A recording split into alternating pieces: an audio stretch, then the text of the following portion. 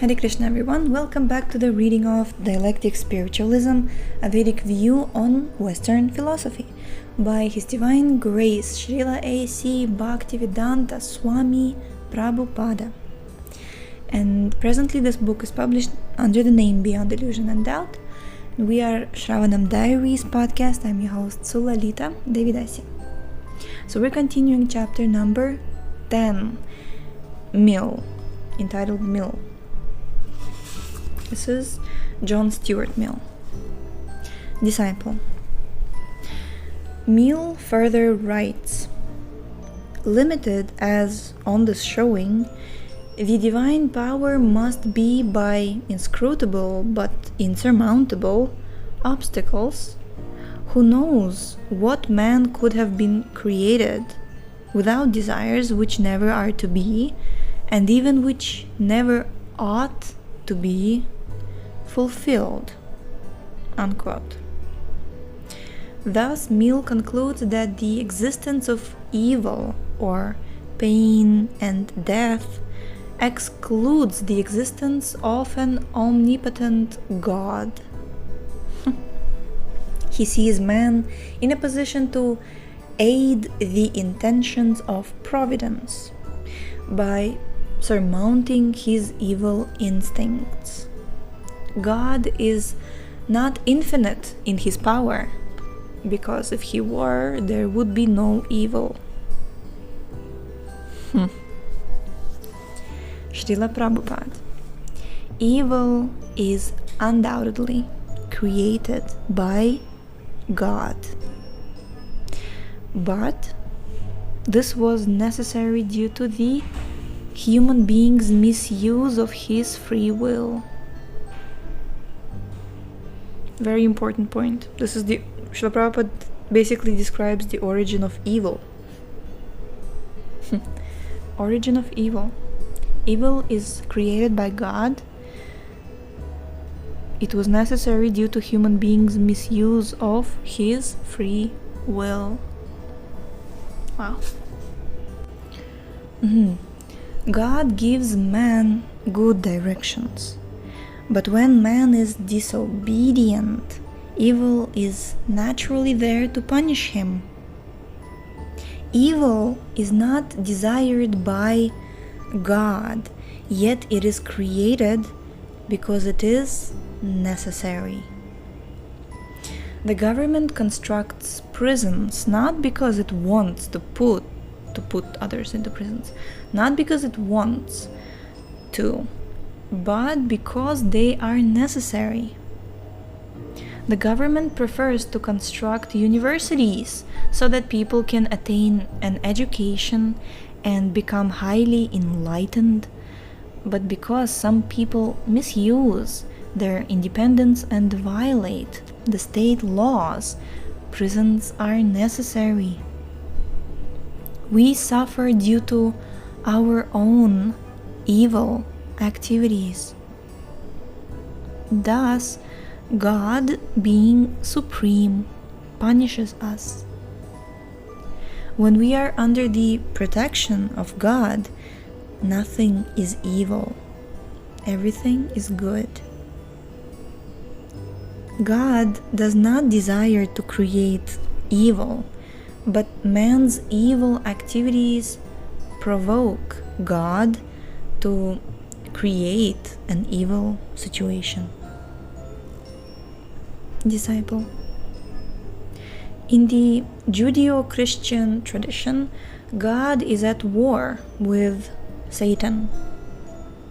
In the Vedic literatures, there are also wars between the demigods and the demons, as well as between Krishna and the demons, but these wars do not seem to be taken as serious confrontations between God and his enemies.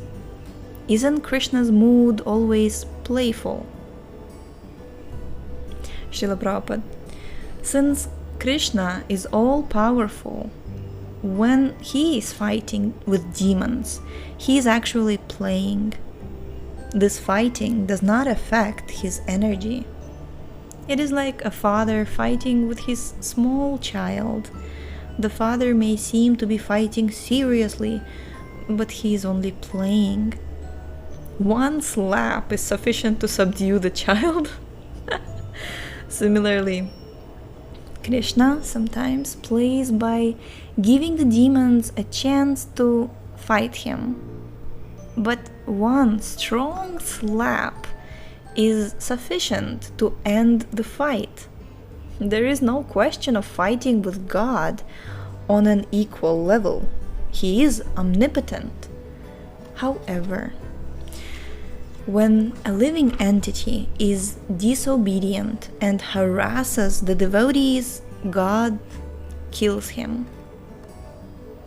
When Krishna descends on this earth and chastises the demons and protects his devotees, Paritranaya sadhunam vinashaya cha dushkritam.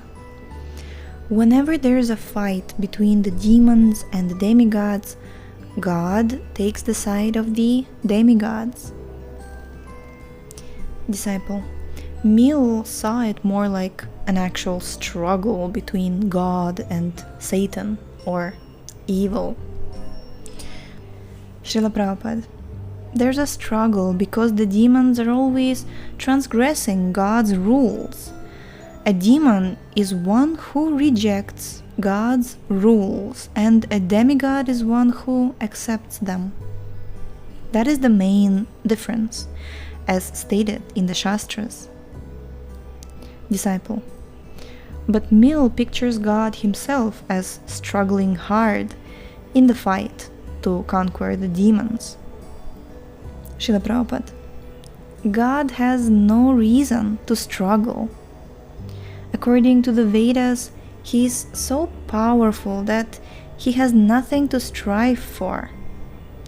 Natasya karyam karanam cha vidyate. Just as a king may have many servants, ministers and soldiers to carry out his desires, Krishna has many energies that act according to his order. So they act according to his order.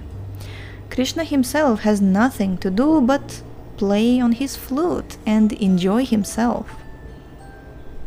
That is why the Vedas declare Anandamayo Vyasat.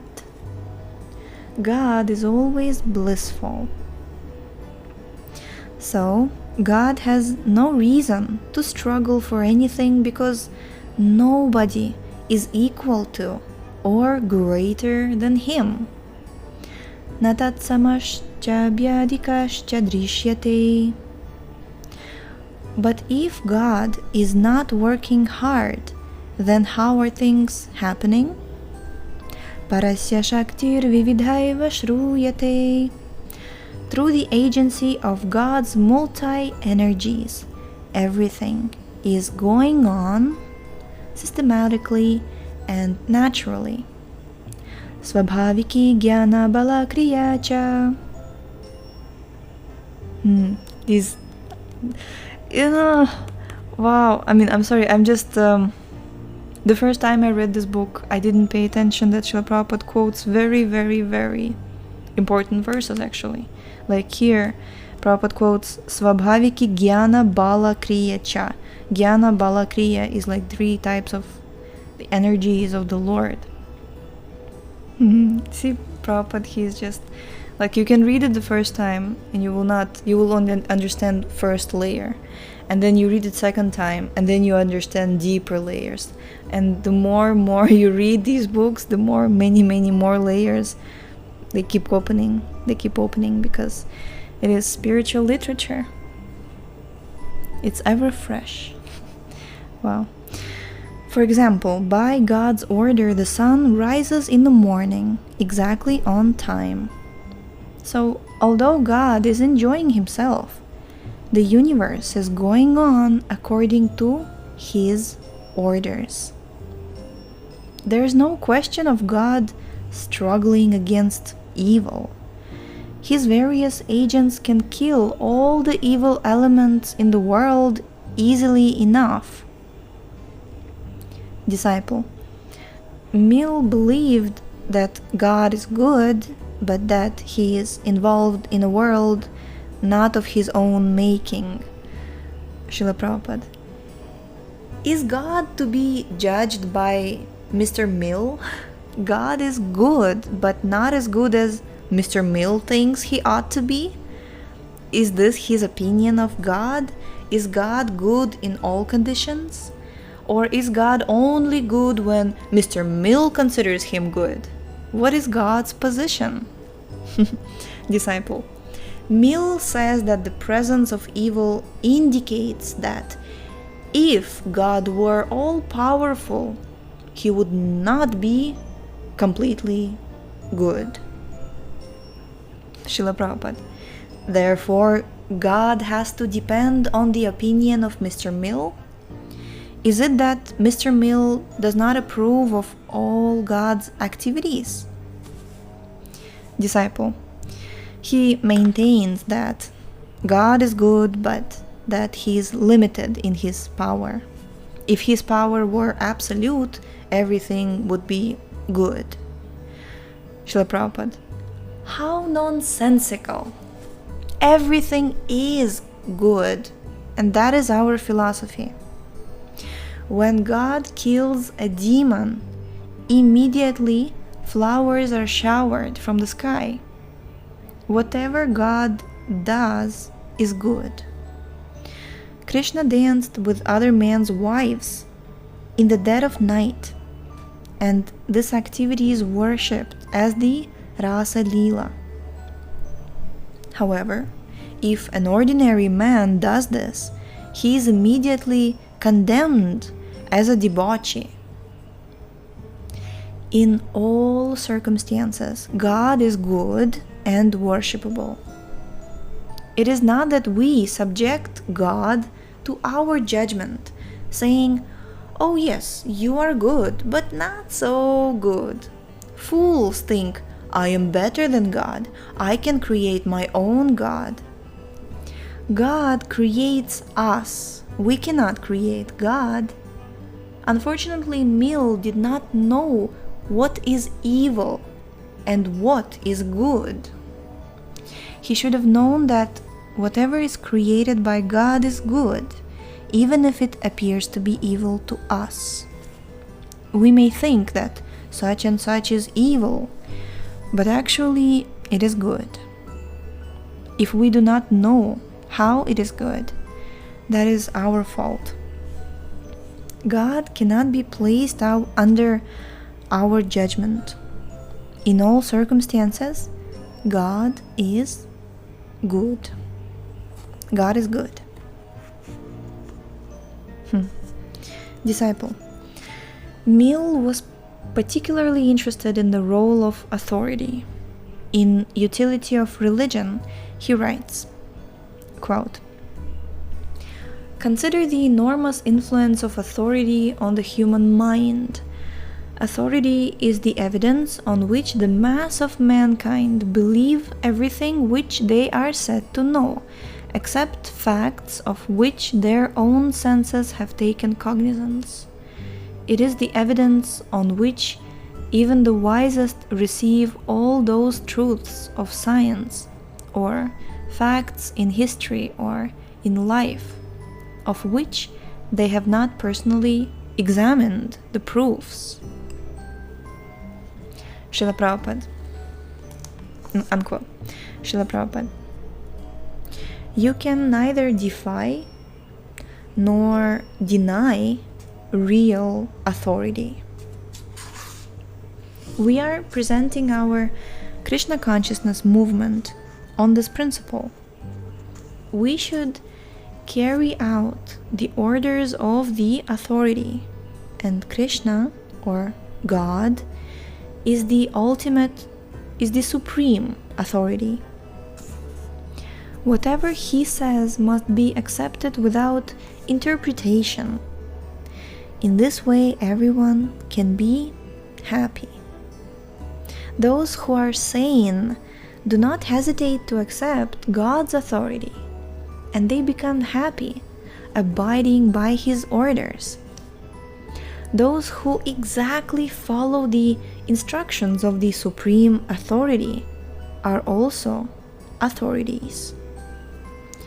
The spiritual master is the authoritative servant, and God is the authoritative master. I like this definition. Like they're both authorities. We sing this bhajan every morning, Shri Guru Vashtaka, prayers to the spiritual master, and there we glorify the Guru, Shri Guru, as Sakshat Hari, meaning he is as good as Hari, meaning he is the representative of God, as good as God.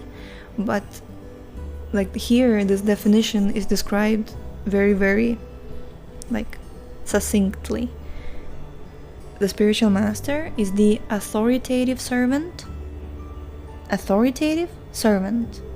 and God is the authoritative master. If we follow the instructions of the authoritative servant, we in turn become authoritative servants of the spiritual master. Authoritative servants of the spiritual master. Jai, we're going to stop here for today. We shall continue tomorrow.